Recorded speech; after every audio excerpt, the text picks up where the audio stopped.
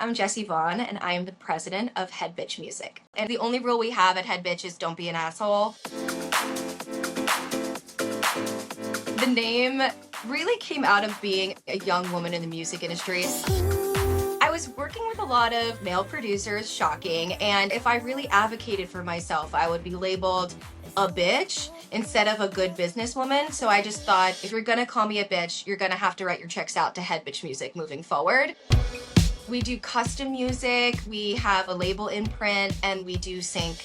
We work with mostly women, queer artists, and marginalized voices. We really try to keep it artist friendly, so we don't sign our label artists to traditional deals. I want them to outgrow us, and they can come back at any point if they want. I just wanted to offer deals that make sense because I've been stuck in deals before as an artist. I think Head Bitch Music was built out of necessity. In the very beginning, years and years ago, I went to disco school. Disco for dummies.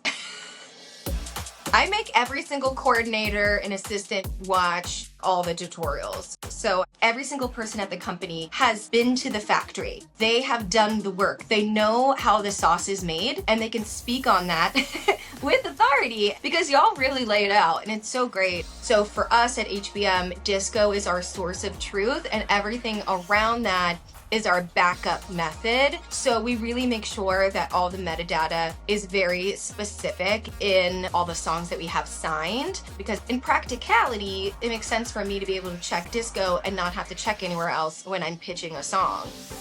We are fully functional with our front-facing disco. I've built out front-facing discos at every company I've ever been at. Coming from a music library background, I just use it as an additional sales tool. I find it to be so helpful. We actually recently just got a sync because of our front-facing disco. This just happened this week. I had a supervisor come to me looking for some songs in this category. I sent them a playlist. I was like, but also here's our front-facing disco if you wanted to search on your own. They actually pulled a song that I didn't send, and that was the song they ended up licensing. So I definitely feel like it's just a no-brainer. Like, think about what your client is thinking about. Make sure that's ready to go.